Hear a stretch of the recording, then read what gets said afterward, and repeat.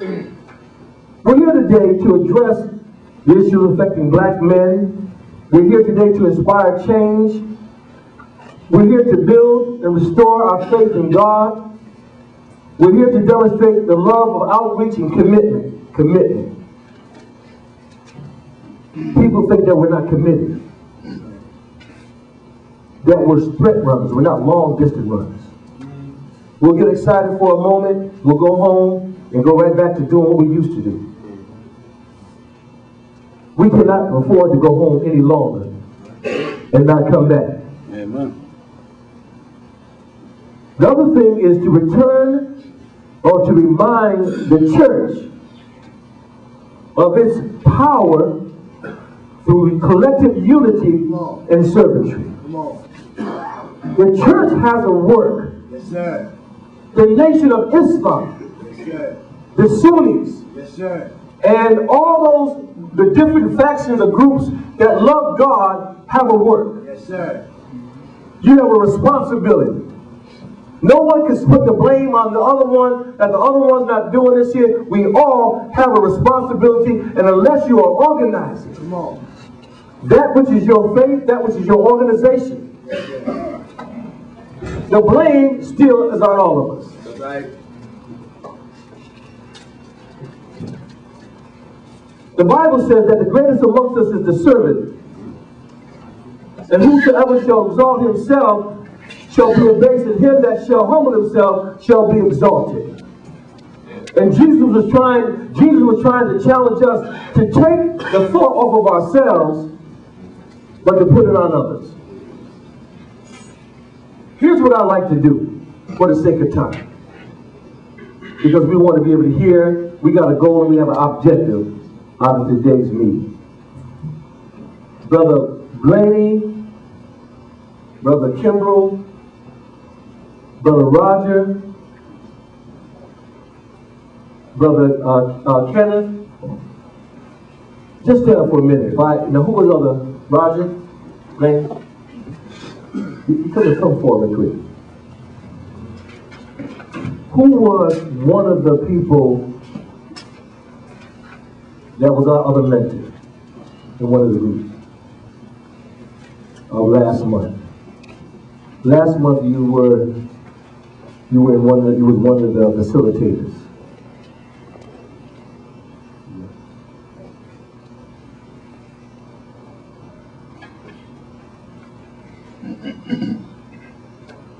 A meeting here, and I call this the feedback session. And what I would like to do is give each one of these men here behind me about 3 minutes. We got a bell. We got a bell for everybody today. Ring that bell. When you hear that bell, you know what time to cut off. No, say what you have to say. You got 3 minutes when we open up the floor. And we had a great time last month, but we're at the next step. So, Brother Bostic had the Fatherhood Initiative, and I just want to allow him to say something as it relates to the feedback from his session as it relates to fathers, because that's a big thing about fatherhood. Mr. Morrison. Good morning. Good morning. Good morning. Good morning. Everybody with me? Yes, sir. My time started? Right now. Okay. What I found out from our workshop that we did, and I see some of the faces that are in here today that was in that workshop, is that no matter what we do for a living, where we're coming from, as fathers, as men, I found out that we have a lot of the same things in common. Baby mama drama, children by more than one woman, co-parenting issues, how do you deal with that, visitation issues, child support issues. These are the realities of what my program, our program, the New Haven Family Alliance, addresses. If you're not dealing with these issues, then most of you are probably not dealing with your children.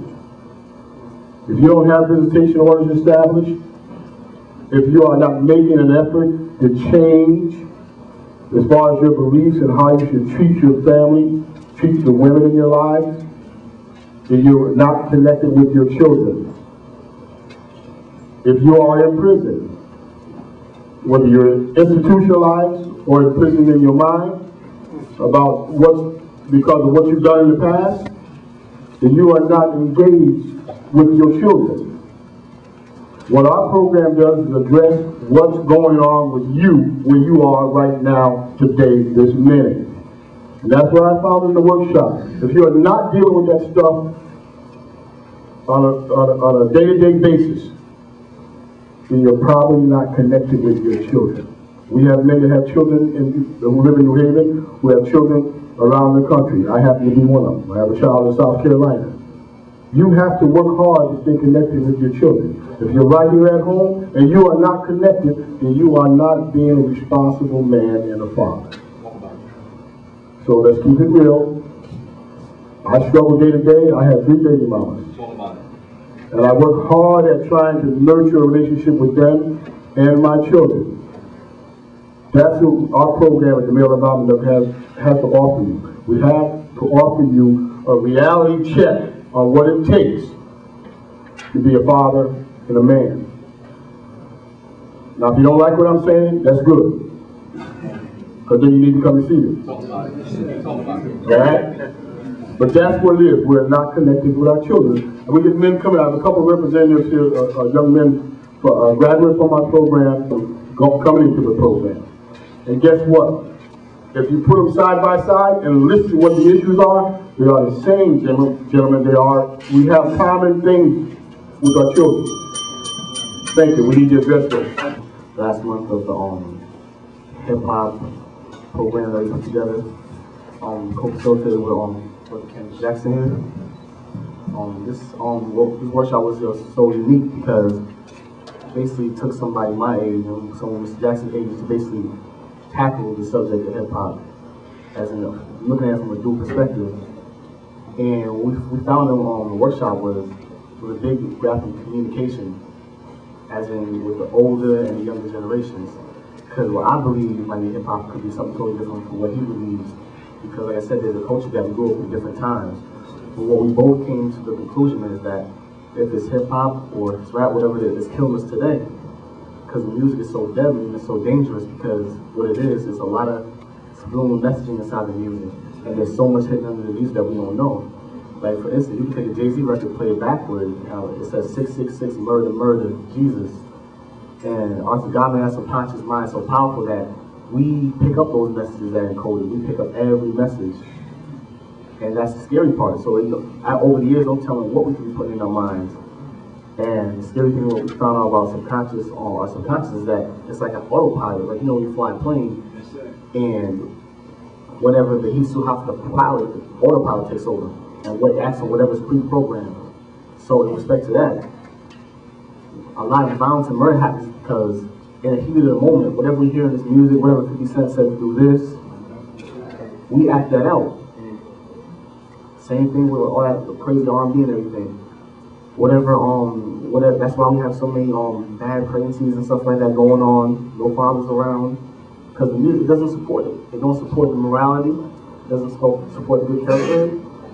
And the problem here today, the hip-hop generation, is that it goes against everything that's believed in the Word of God. And that's a problem.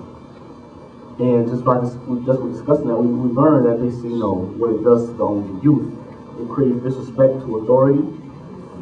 It creates unrest in the family. It promotes ignorance. You know, and all basically, it basically because it's been corrupted. I mean, in the beginning, you go back. I mean, from my point of view, and a lot of young people go point of view when you go back, it wasn't necessarily something like that. It was more so a feeling you did, something you did for fun.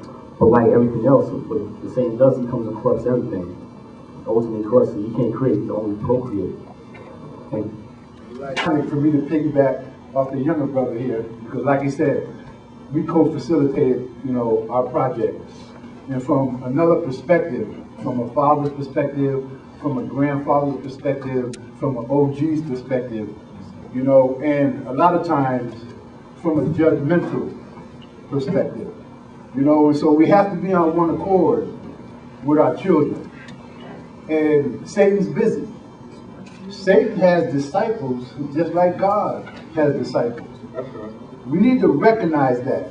We need to recognize that hip-hop is an organized religion. Okay? Satan maneuvers his way through music, through lyrics. And he's sideblinding our youth because, I mean, our youth is becoming so distorted, whereas they'll put this music on at a high volume with their headsets. Okay, so when the music's off, they still will talk to you at a high volume. Okay, to the point where they becoming tone deaf. You can hear them coming down the street 2 or 3 blocks away. Okay, see, all this psychologically is by design. So we need to recognize this. And we need to recognize that what the gang players are doing to our communities as well. In Bridgeport, in New Haven. They're making just one side of town of New Haven a youth city. So if, like in Bridgeport, if a kid comes up on the East End, and now he's in a gang, no longer is Bridgeport his city. That side of town that he's on becomes his city because he can't go throughout his city no longer. So now it becomes condensed. That's right. So what we need to do is solution time, because OGs, ex-offenders, we know the problem.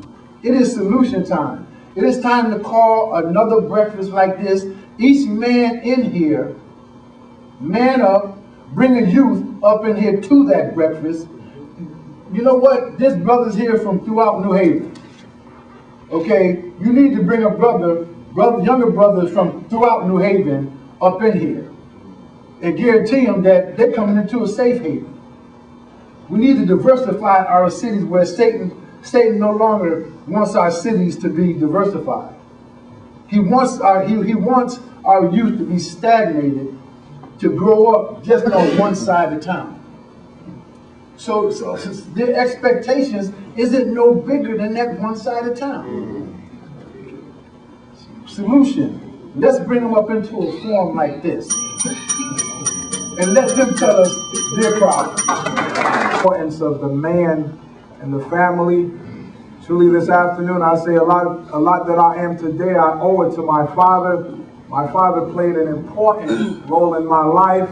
You know, oftentimes we hear about the absentee father, but I was fortunate that I did not experience that. My father was very active in my life, and a lot of things that I learned came from him, and because of that, being a father myself, I saw the importance of being in the family, to be visible, to be there for my children, to be an example to them, and to spend quality time with them. A lot of the things that we're experiencing even with our youth today, because they're crying out for attention, one of the greatest dangers that has happened, once you take the man from his position in the family, that automatically brings about a lot of chaos and confusion.